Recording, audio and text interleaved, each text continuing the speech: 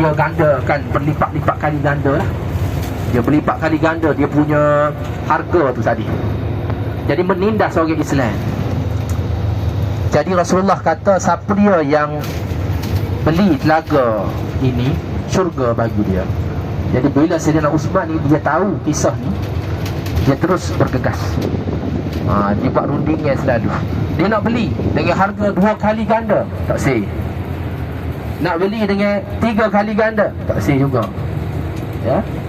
Akhir sekali pandai dia berunding dengan pengalaman bisnes dia. Dia kata gini lah, aku nak sewa telaga ni, ya. Bila dia sewa, nak sewa lagu mana? Sehari aku ambil, sehari untukmu lah. Abang gila lagu tu. Jadi Yahudi ni kata menarik juga. Bijak-bijak dia pun tak cerdik lah mana juga. Ya. Jadi bila setuju lagu tu, ikat agreement ke apa semua sekali, waktu hari yang pada hari milik Yahudi tu, Sayyidina Uthman pesan jangan pergi minum situ. Esok ke tu, hari milik Sayyidina Uthman, waktu tu baru pakat pergi ambil air belakang. Bijak dah. Selesai hari. Jadi kita ni pun kita jugalah, kalau tak bawa air ni, sebelum naik bas tu bawa air dulu. Jadi insyaAllah kita pun akan cuba sediakan jugalah air. Di mana tempat kita boleh beli pun kita akan belilah berapa kotak, InsyaAllah untuk kemudahan kita bersama. Tadi pun ya, yakinlah janji Allah itu benar dah. Jadi bagaimana kita boleh tengok kesan dia daripada telaga Kausar, ya, bagaimana Allah ni dia jamin harta yang maknanya dihasilkan daripada infak ini akan kekal sampai bila-bila, ya. Allah kata dalam Al-Quran, yamhaqullahu riba wa yurbis sadaqat. Allah akan menghapuskan harta sumber daripada riba, dan Allah akan suburkan sedekah. Maknanya harta daripada sedekah tu disuburkan. Daripada telaga, sampai dah tu? Belum lagi. Daripada telaga tu, telaga Kausar, air yang keluar daripada situ, akhirnya sekitar dia tu ditanam kurma. Tak pasti kita sempat melawat ataupun tidak lah, tapi kita tengok kurma tadi, kita boleh bayangkan lah bagaimana situasi keadaan tu. Jadi daripada situ keliling dia tu wujudnya kebun kurma. Dan kebun kurma tu, kalau tak pun suka dah, dia kata ambil, nak makan free. Suka tak? Suka kan? Beli berapa pula? Itu pun kita dah boleh tengok dah bagaimana. Kita kata jadi nega, tapi kalau dia ikhlas kerana Allah nak bagi tu, satu kurma orang beli satu kotak, itu logik kita boleh terima tak? Betul tak? Jadi ya, Sayyidina Uthman ni dia bagi, maknanya di situ wakaf tanah tu, wakaf dan boleh makan percuma. Ya, daripada situ hasil daripada kurma tadi tu dapat itu banyak, ya, dapat hasil banyak. Sehingga hari ni ya, ada satu, mana terbina satu hotel milik Sayyidina Uthman. Keluarga dia sambung sampai apa hari ni. Dan hotel tu adalah hotel wakaf lah, yang kita sedia maklum, hotel wakaf juga. Jadi sampai bila? Sampai kiamat. Itu yang Allah SWT janjikan, harta daripada sedekah ni. Jadi apa kita kata resolusi lah yang kita boleh ambil. Apa maksud resolusi? Tadi kita dah belajar 3 perkara tadi dah. Pertama, ilmu.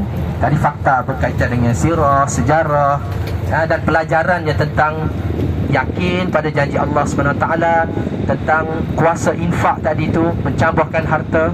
Maka resolusi ni kita kena tanya pada diri kita, maka apakah tindakan yang perlu kita lakukan, ya?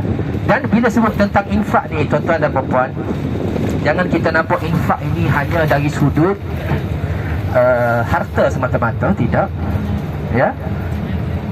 Yas'alu naka madza yunfiqun, ya, dalam Al-Quran disebutkan, jika ditanya kepada kamu tentang apa itu infak, apa yang nak dinafkahkan, apa yang nak diinfakkan,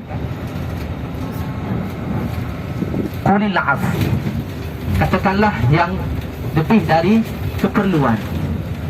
Ini kita sampai di Bukit Uhud, ya.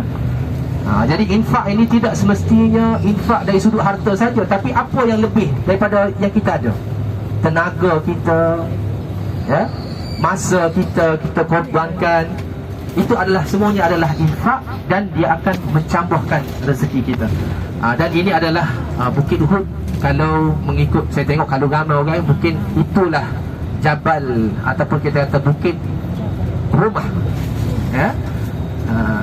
Tapi kita akan pastikan lepas ni lah, sebab saya pun baru sampai juga, ya. Ini Bukit Uhud. Sejarahnya, ya, sangat memberi pelajaran kepada kita tentang peristiwa perang yang kedua dalam sejarah Islam, ya. Masjid, ya, Hamzah, betul ke? Untuk mengingati seorang sahabat Rasulullah sallallahu alaihi wasallam, ya, yang syahid juga saudara Nabi lah, ya, Sayyidina Hamzah, ya. Ada kisah di sebalik dia. Baik, jadi perang Uhud ni adalah merupakan perang yang kedua dalam sejarah Islam dan antar besar lah. Perang yang pertama perang apa? Perang Badar. Perang Badar, Allah Subhanahu Wa Taala memberi kemenangan yang besar, ya, kepada pasukan muslimin, ya, walaupun 313 orang menentang 1000 orang, ya. Daripada semangat itulah, ya, para sahabat ataupun orang muda yang masuk Islam lepas tu, ya, maknanya yakin dengan janji Allah Ta'ala. Tapi ada satu pelajaran yang kita boleh belajar, kerana perang Uhud ni kita boleh istilahkan sebagai kemenangan yang tertangguh, ya, kemenangan yang tertangguh. Allah Ta'ala tangguh dulu kemenangan untuk memberi pendidikan dan pelajaran kepada orang Islam, ya. Itulah tempat dia. Nanti lepas ni kita akan tu, kalau ada masa untuk kita boleh berkongsikan macam mana kita boleh belajar sejarah-sejarah dia. Dan kalau untuk ilmu-ilmu tambahan lepas ni, insya-Allah kita boleh tadabbur. Perjalanan kita ni lebih kepada perjalanan tadabbur lah. Kita kata bukan sekadar kita tengok sirah sejarah yang tersurat saja, tetapi kita nak ambil tersirat di sebalik dia. Apakah pelajaran yang kita boleh kutip daripada sini untuk kita bawa balik bersama. Jadi tuan-tuan dan puan, kita kira sampai di sini. Jadi kita akan ambil masa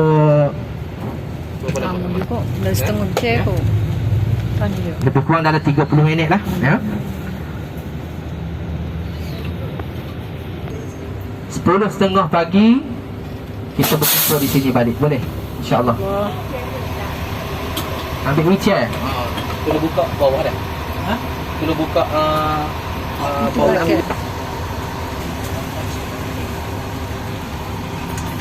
Ziarah Bukit Uhud.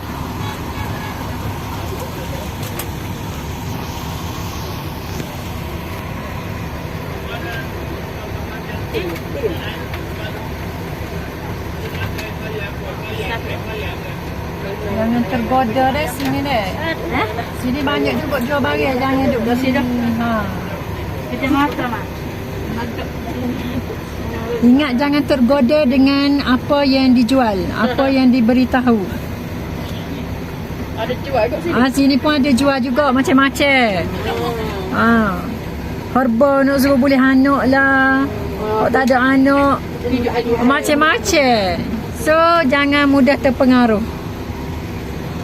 Best kan?